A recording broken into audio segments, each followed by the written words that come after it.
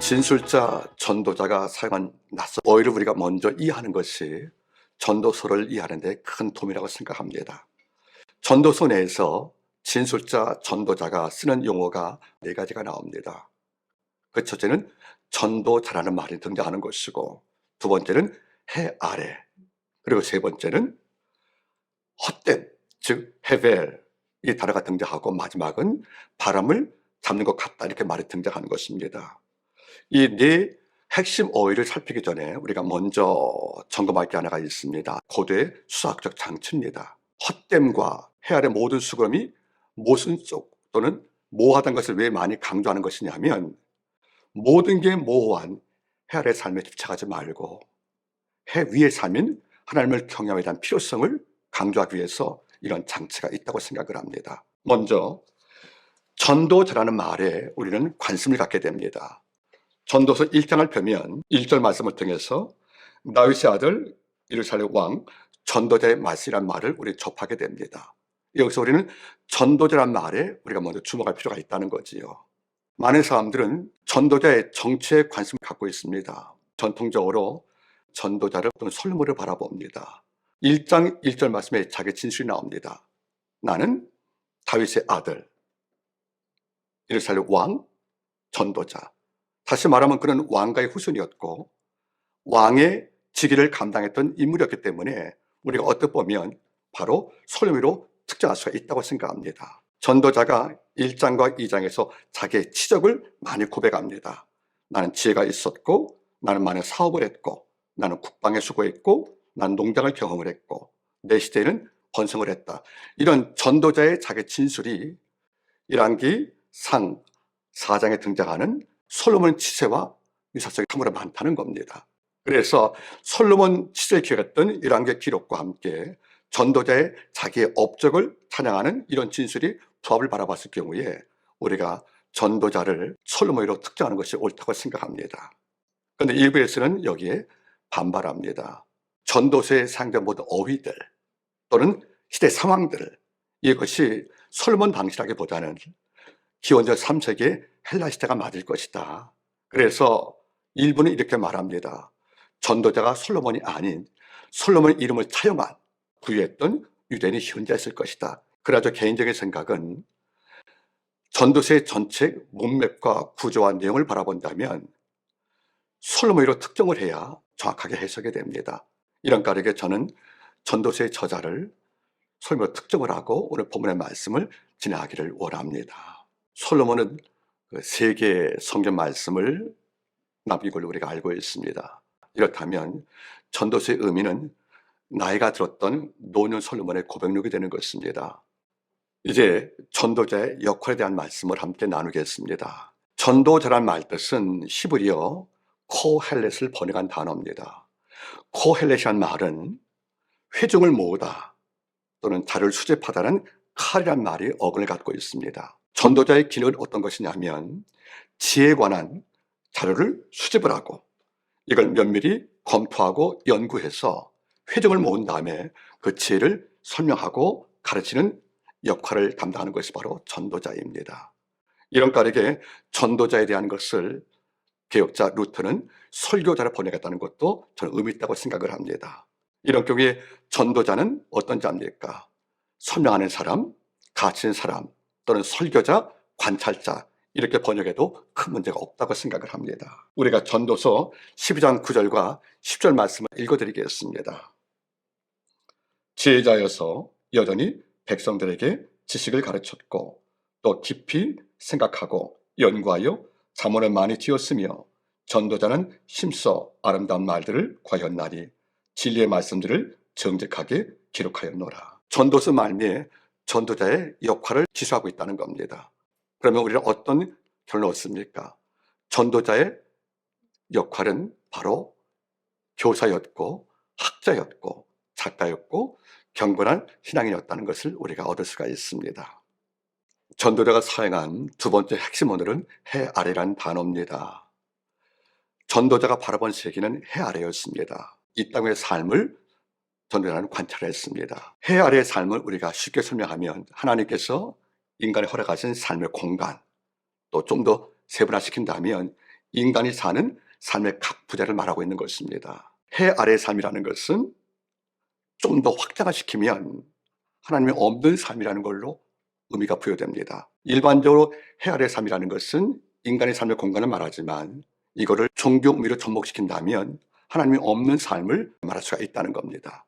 이런 까닭에 해 아래의 삶은 해 위의 삶인 하나님을 경외하는 삶과 대치를 이룬다는 것입니다. 신학자들은 전도서 안에 해 아래라는 표현이 33번 사용했다고 말하고 있습니다. 그렇다면 전도자가 목격한 해 아래의 삶은 어떤 것입니까?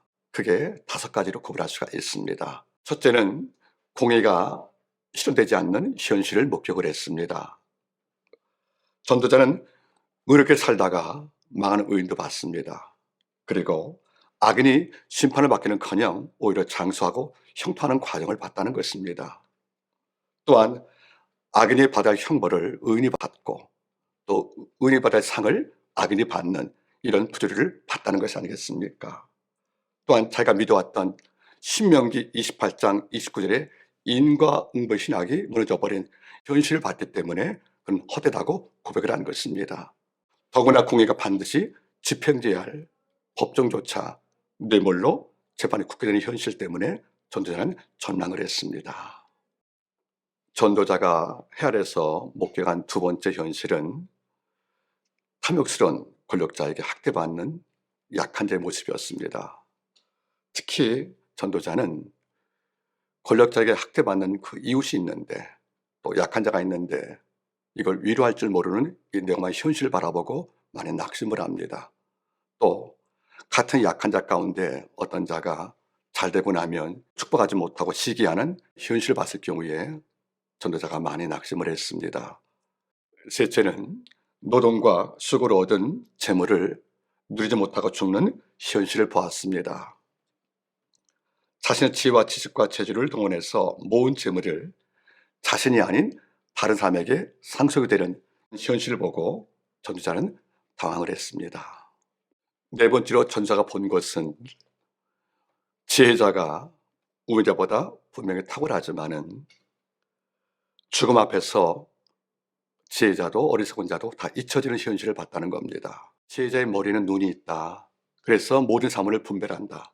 그러나 어리석은 자는 어둠에 거한다.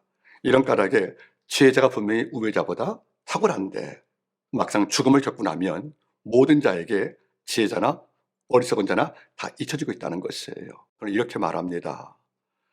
한 가난한 지혜로운 청년이 전쟁을 맞이한 내 성을 구원시킨 거예요. 그런데 가난한 청년의 지혜로서 이 성이 적군에게 구원을 받았지만 이후에 그가 가난한 이유로 모든 세계 사람에게 잊혀졌다는 거 보고 현실의 당혹성을 표현할 때가 있습니다. 다섯 번째, 전도자가 해 아래에서 목격한 것은 인간의 모든 계획을 세워도 그 성취가 하나님의 때에 달려있다는 것입니다. 사실 인간의 지혜로는 하나님의 경륜을 이해할 수가 없습니다. 그의 때도 우리는 이해할 수 없습니다. 그래서 인간의 지혜로 하나님의 때를 알 수 없기 때문에 그 불확실성은 우리로 하여금 불안하게 만듭니다. 전도자는 때를 알지 못하지만 인간이 인내하면서 하나님의 때를 기다리라고 조언하고 있습니다. 전도자가 사용하는 특정 단어 가운데 세 번째는 헛됨, 즉 히브리 말로 헤벨이라는 단어가 있습니다. 전도서 1장을 펴게 되면 첫 번째 만나는 문장이 있습니다. 그것은 전도자가 이르되 헛되고 헛되며 헛되고 헛되니 모든 것이 헛되도다 라는 전도자의 진술을 만나게 됩니다. 삶에 대한 허무주의 또는 세상에 대한 염세주의, 삶에 대한 비관주의로 비춰지는 헛되라는 말씀을 들을 때마다 세상에 빛과 소울의 살아갈 사명을 받은 성도가 바라볼 때는 정치적 마찰을 일으킵니다. 그러나 전도서에서 언급된 헛됨, 헤벨이라는 단어를 전도서 전체의 주제를 요약하는 단어이기 때문에 우리가 좀 더 주목할 필요가 있다고 생각을 합니다. 그러면 헛됨이란 말, 헤벨이란 말은 어떤 뜻을 갖고 있습니까? 먼저 수증기라는 말, 호흡 또는 안개 이런 뜻을 갖고 있습니다. 속히 사라질 것, 오래 남지 않을 것을 말하고 있다는 겁니다. 어떤 학자들은 헤벨이란 말을 연기로 번역하고 또 다른 학자들은 수증기로 번역을 합니다. 우리가 주목할 것은 어떻게 전도자가 해 아래 모든 삶을 헛되다, 헤벨이다 이렇게 단정할 수가 있었겠습니까? 전도서 저자는 이 모든 해 아래 삶을 직접 경험을 했고 직접 목격을 했고 직접 체험했다는 것입니다. 바꿔 말하면 전도자는 책상 위에서 논리로 해 아래 삶이 헛되다고 말하는 것이 아니라 일상에서 몸으로 부딪히고 경험했던 사실을 말하기 때문에 헛된 모든 고백은 간접 고백이 아니고 직접 고백이라는 것입니다. 전도자가 사용한 특별 언어 그 네 번째는 바람을 잡는 것 같다라는 단어입니다. 해 아래의 삶의 본질을 헛됨, 헤벨로 규정했던 전도자는 해 아래 모든 수고를 가리켜서 바람을 잡는 수고라고 표현하고 있습니다. 이 말을 전도서에서 10회를 언급을 하고 있습니다. 솔로몬은 모든 것을 다 누려본 자입니다. 명예와 권력과 부를 다 누려본 자입니다. 또 솔로몬은 모든 것을 다 성취한 자입니다. 그런 건축에 능숙했고 그런 학문에 탁월했고 그런 사업도 해봤고 국방과 성을 건축한 자입니다. 따라서 솔로몬은 모든 사람의 선망의 대상이었습니다. 그럼에도 솔로몬은 자기가 이런 모든 업적을 바람을 잡는 수고와 같다고 표현합니다. 그 까닭은 행복이 결코 권력과 쾌락을 통해 얻어지는 결과물이 아님을 깨달았기 때문입니다.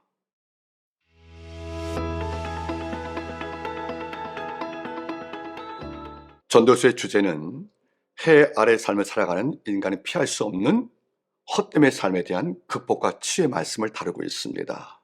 전도자는 헤벨의 극복과 치유를 해 아래가 아닌 해 위의 삶, 곧 하나님을 경외하는 삶에서 찾고 있습니다. 전도서 12장 13절 말씀을 우리가 함께 바라보겠습니다. 이 일의 결국을 다 들었으니 하나님을 경외하고 그의 명령을 지킬지어다. 이것이 사람의 본분이라고 말씀하고 있습니다. 전도서에는 헛됨, 헤벨이라는 말이 38회가 등장하지만 창조주 하나님을 표현하는 엘로이라는 단어도 38회가 등장합니다. 따라서 전도자가 해 아래의 삶을 부정적으로 강조하는 이유는 해 위의 삶인 하나님을 경외하는 삶의 긍정을 이끌기 위한 숨은 의도가 있다고 생각을 합니다. 그렇습니다. 헤벨의 치유는 하나님을 경외할 때 이루어집니다. 전도서는 하나님을 경외하는 삶의 세부적인 내용을 5장에서 기록을 하고 있습니다. 그 첫째는 성전 들어갈 때 발을 삼가라고 말씀하십니다. 발을 삼간다는 말은 일상에서 거룩을 말하는 것입니다. 두 번째는 말을 삼가고 말씀을 경청하라 우리에게 권고하고 있습니다. 우리 일상의 언어의 거룩을 말하고 있다는 것입니다. 셋째는 진실한 기도가 필요하다고 말하고 있습니다. 기도는 하나님께 순종을 약속하는 행위가 되는 것입니다. 네 번째는 하나님께 서운한 것이 있으면 반드시 갚으라는 말씀을 남겨주고 있습니다. 이런 내용들이 바로 해 위의 삶인 여호와를 경외의 삶의 내용이라고 생각을 합니다.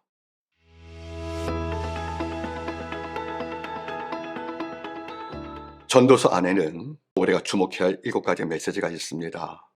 첫째는 창조주를 기억하라. 둘째는 하나님께 허락하신 현재를 기쁘게 살라. 셋째는 주어진 현재를 즐기되 하나님의 심판을 기억하라. 네 번째는 시간의 주인이신 하나님의 때를 기다려라. 다섯 번째는 삶 속에서 극단을 피하고 균형과 중용을 지키는 삶을 선택하라. 여섯 번째는 인간의 지혜로 하나님의 경륜을 이해하지 못하니 겸손하라. 일곱 번째, 재물에 대한 지나친 탐욕은 자신을 불행하게 만든다. 이제 전도서 강좌를 마치려고 합니다. 생텍쥐페리의 어린 왕자의 한 문장을 여러분께 소개해 드리겠습니다. 해가 지는 것을 보려거든 해가 질 때까지 기다리지 말고 해가 지는 것으로 찾아가라. 좋을 때가 올 때 기다리지 마시고 오늘부터 그 교훈을 따라서 살아가신다면 하나님께서 많은 영광을 받으실 것입니다. 전도서의 말씀이 여러분께 큰 유익이 되어서 향후 하나님의 은총과 사랑이 여러분 삶 속에 넘치기를 기도드리겠습니다.